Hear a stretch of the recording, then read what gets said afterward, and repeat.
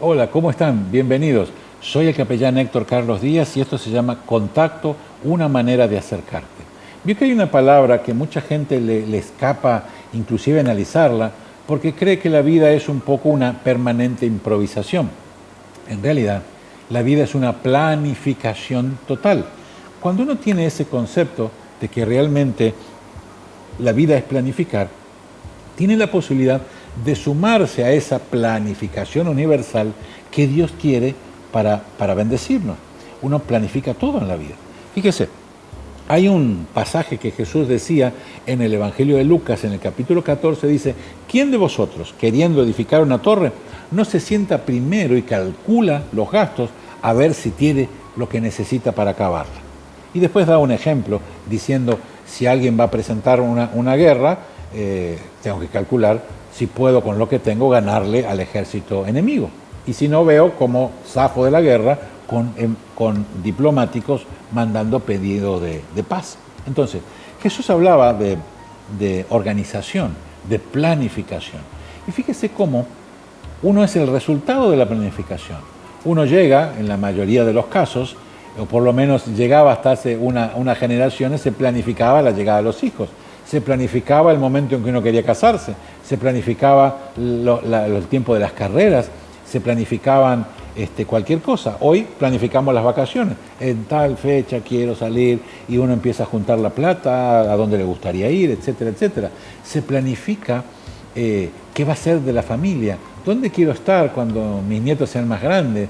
Se planifica en una empresa para poder saber cómo estamos parados, dónde están los números, se planifica cambiar de trabajo, etcétera, etcétera. Es decir, planificamos para vivir.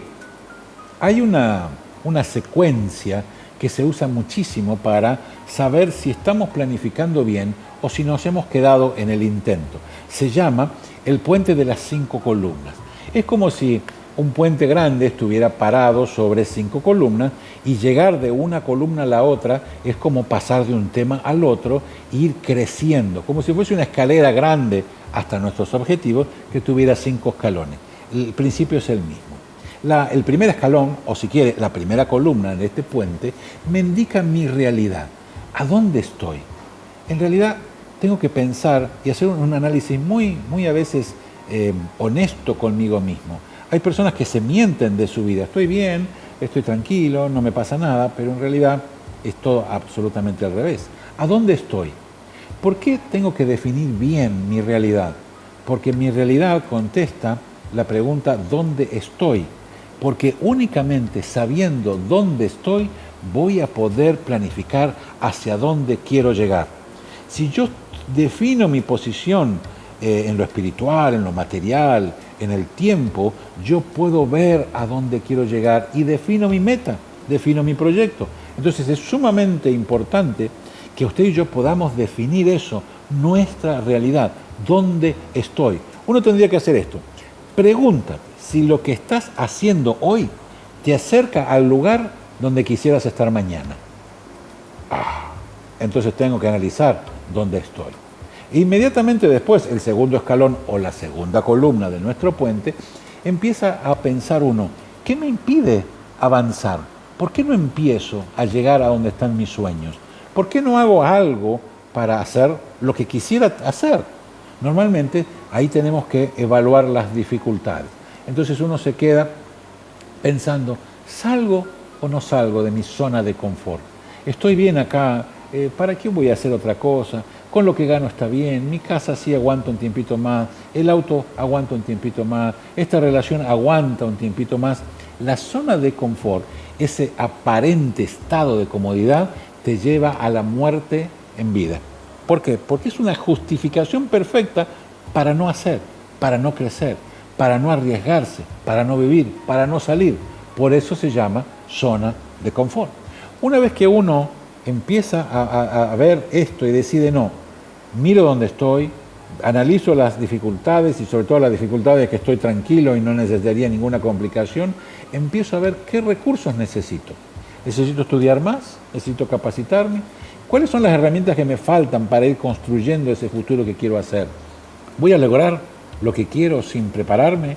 ¿Voy a lograr lo que quiero con lo que tengo o necesito algo más? ¿Necesito asociarme a alguien? ¿Necesito pasar por algo esto? ¿Necesito terminar algo para poder empezar algo más?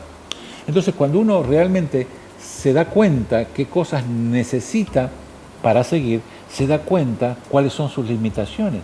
Yo hasta aquí sé, pero para poder llegar hasta aquí necesito capacitarme porque esto es terreno nuevo, aún en mi especialidad. Entonces, al prepararse, al imbuirse de eso nuevo, uno está acercando el futuro. Y aquí hay un problema.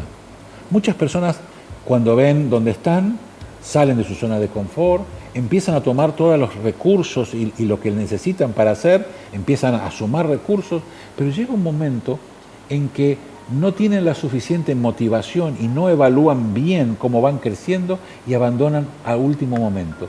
¿Sabe que el 90% de las carreras universitarias se abandonan cuando falta 3 o 4 materias para terminar? Yo cuando la gente que manejaba la educación me daba esos números, no lo podía creer. Lo más lógico sería que el estudiante empezara, y porque no tiene plata, porque no le dio la cabeza, porque no hizo los tiempos, porque no estaba organizado, porque se aburrió, porque no le gustó la carrera, porque no le gustaban los compañeros, los profesores, lo que fuese, abandonara aún al principio. Sin embargo, nunca se abandona al principio. Parece ser que estas cosas que acabo de mencionar son esa fuente de energía que le da para adelante y vamos a seguir a pesar del precio, vamos a hacer el esfuerzo y los compañeros y los profesores y la carrera y parece que eso da motivación para seguir. Pero si esa motivación no es constante y después no es bien evaluada, la persona le falta un poquito así. Ahí se ve la puerta del final, ahí se ve la corona de gloria, ahí está el título y qué sé yo, y abandona mirando el resultado. Yo no lo podía creer. Y si no, empieza a preguntar en el círculo donde usted se mueve, ¿cuántas personas hay que le van a decir, ay, yo dentro de 2 materias sería ingeniero, me faltan 3 materias, o terminé pero nunca hice la tesis, tengo que hacer, tengo que ver? Personas que están a la puerta de un logro y todavía no lo hacen. Qué interesante, ¿no? Y finalmente, ¿cómo hago para llegar? Fíjense que no hay nada más triste que un sueño abandonado, ¿no? A veces es más duro abandonar un sueño que no tener sueño. A la persona sin sueño nosotros le podemos enseñar a tener sueño. Le podemos hacer esto de la escalera o los puentes o las columnas, como usted lo quiera. Le podemos hacer pensar en su situación, cómo sería bueno llegar allá. Le podemos enseñar a hacer el análisis, le podemos dar una motivación, le podemos dar las herramientas para que pueda llegar. Pero si la persona no quiere, ¿sabe qué feo? Cuando la persona no quiere, no quiere. Mi suegra decía una frase que tiene mucho que ver con esto. Dice, cuando no hay, no hay. Y uno empieza a pensar así y se queda pensando. Fíjese, cuando uno llega al final piensa esto. Costó mucho trabajo, esfuerzo, dedicación, pero ya estoy donde quería llegar. He sido capaz de cumplir un sueño. San Francisco de Asís decía, empieza haciendo lo necesario, después lo posible, y de repente te encontrarás haciendo lo imposible. Fíjese que cuando uno piensa en planificación, dice, al final Dios, que es el soberano Rey, Él planificó. En el momento justo apareció Jesús y fue el que nos dio la salvación. Dios es el dueño de las agendas, el inventor de la agenda. Y cuando uno mira hacia adelante en el futuro, debería pensar, ¿a dónde quiero llegar? Voy a planificar. Y voy a planificar con un corazón abierto. Voy a ser honesto para decir, desperdicié tiempo, desperdicié dinero, desperdicié oportunidades, pero ahora eso cambia. Voy a sumar los recursos que tienen. No me voy a quedar con una mala motivación o con una incorrecta evaluación. Y ese futuro que veo ahí, lo voy a alcanzar porque yo sé que todo lo puedo en Cristo que me fortalece. Es interesante pensar que las personas que se deciden después de pasar por esta escalera, por estos puentes, por estas columnas de decisión, normalmente atropellan a la vida y yo creo que la vida está para eso. No creo que la vida sea como para quedarme ahí y esperar que los años se me pasen por encima. Yo creo que Dios nos ha dado una vida para que nosotros pongamos nuestra huella ahí y en un pedacito de esa eternidad quede marcado mi nombre, mi esfuerzo, mis logros, cómo fui de bendición a otros por lo que pude lograr y por sobre todas las cosas cómo dejé un legado. Muchas personas creen que dejar una herencia es necesario o es suficiente. La herencia se la comen, se la beben, se desperdicia. Un legado dura para siempre. Espero que les sirva. Soy el capellán Héctor Carlos Díaz, esto se llama Contacto. Nos vemos la próxima, no se lo pierdan. Hasta luego.